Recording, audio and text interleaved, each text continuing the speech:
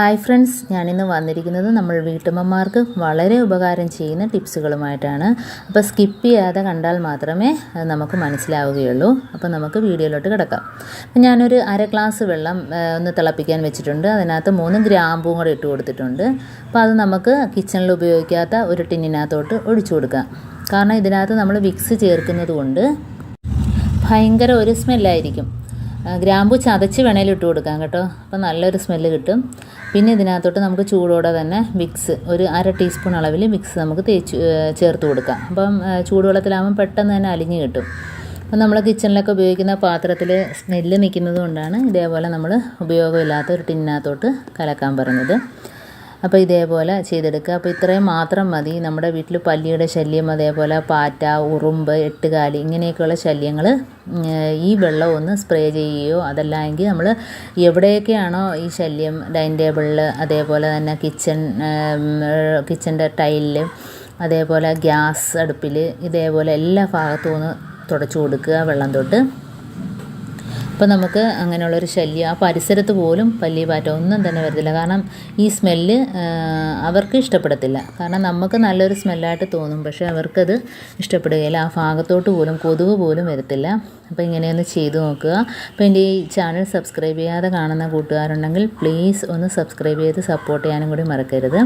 അപ്പോൾ നമുക്ക് ഇതേപോലെ കുപ്പിയിലാക്കിയിട്ട് ഏത് ഭാഗത്തൊക്കെയാണോ ഗ്യാസ് അടുപ്പിൻ്റെ അവിടെയൊക്കെയാണല്ലോ കൂടുതൽ പല്ലി ഉറുമ്പൊക്കെ വരുന്നത്. അപ്പോൾ ആ ഭാഗത്തൊക്കെ ഇതേപോലെ രാത്രി ആയിരിക്കും കൂടുതൽ ശല്യം. അപ്പോൾ ആ രാത്രി സമയത്ത് ഇതേപോലെ ചെയ്തു കൊടുക്കുക.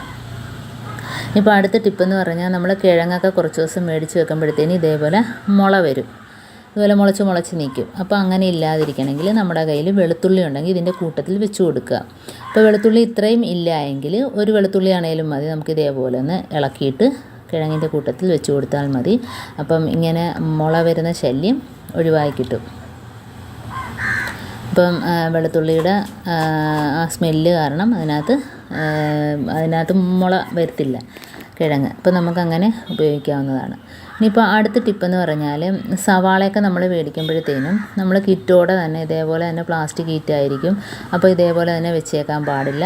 അപ്പോൾ ഒന്നെങ്കിൽ മുറത്തിലോ അതല്ല എങ്കിൽ സവാള ഇട്ട് വയ്ക്കുന്ന പരന്ന കൊട്ടയാണെങ്കിൽ അതിനകത്തോ കാറ്റ് കയറുന്ന ഭാഗത്ത് ഇതേപോലെ ഒന്ന് നിരത്തി വെച്ച് കൊടുത്താൽ അഴുകിപ്പോകത്തില്ല. അതല്ല എങ്കിൽ നമ്മൾ ആ കവറിനകത്ത് അടിഭാഗത്തിരിക്കുന്ന സവാളയെല്ലാം അഴുകിപ്പോകാൻ ചാൻസ് ഉണ്ട്.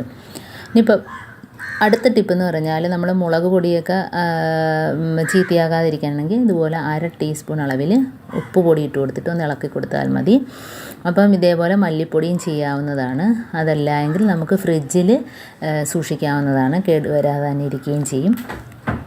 അപ്പം മുളക് പൊടിയും മല്ലിപ്പൊടിയും ഒന്നും തന്നെ കേടുവരാതെ ഇതേപോലെ നമുക്ക് സൂക്ഷിക്കാവുന്നതാണ്. ഇപ്പോൾ അടുത്തത് അരിപ്പൊടിയിൽ ഞാൻ കറുവാപ്പട്ടയുടെ ഇല 2-3 ഇട്ട് കൊടുക്കുന്നുണ്ട്. ഇപ്പോൾ 2 ആണെങ്കിലും മതി, കുഴപ്പമില്ല. അപ്പോൾ ഇതേപോലെ തന്നെ നമുക്ക് ഗോതമ്പ് പൊടിയിലും ഇട്ട് കൊടുക്കാം. പ്രാണികളുടെ ശല്യമൊക്കെ ഒഴിവായി കിട്ടും. ഇപ്പോൾ എത്ര നാൾ വേണമെങ്കിലും നമുക്കിത് കേടാകാതെ സൂക്ഷിക്കാവുന്നതാണ്. അപ്പോൾ ഇതേപോലെ ഒന്ന് ചെയ്ത് നോക്കുക. ഗോതമ്പ് പൊടിയിലും ഇതേപോലെ ചെയ്യാവുന്നതാണ്. ഇനിയിപ്പോൾ അടുത്ത ടിപ്പെന്ന് പറഞ്ഞാൽ നമ്മൾ തുണികളൊക്കെ മടക്കി അലമാരിയിലൊക്കെ വെക്കുമ്പോഴത്തേനും തുറക്കുമ്പോൾ നല്ലൊരു സ്മെല്ല് കിട്ടണമെങ്കിൽ ഇതേപോലെ കറുവപ്പട്ടയുടെ ഇല ഈ തുണികളുടെ ഇടയ്ക്കൊക്കെ ഒന്ന് വെച്ച് കൊടുക്കുക. എന്നിട്ട് നമ്മൾ അലമാരയൊക്കെ തുറക്കുമ്പോഴാണെങ്കിലും ആ തുണിയെടുത്ത് നമ്മൾ ഉടുക്കുമ്പോഴത്തേനാണെങ്കിലും നല്ലൊരു സ്മെല്ലായിരിക്കും.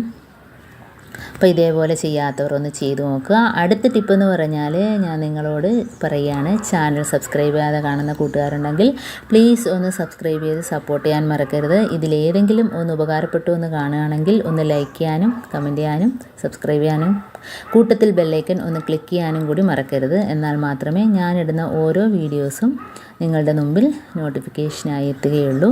അപ്പോൾ ഇനിയും നമുക്ക് നല്ല അടിപൊളി ടിപ്സുകളുമായിട്ട് വീണ്ടും കാണാം. അതുവരേക്കും താങ്ക്സ് ഫോർ വാച്ചിങ്.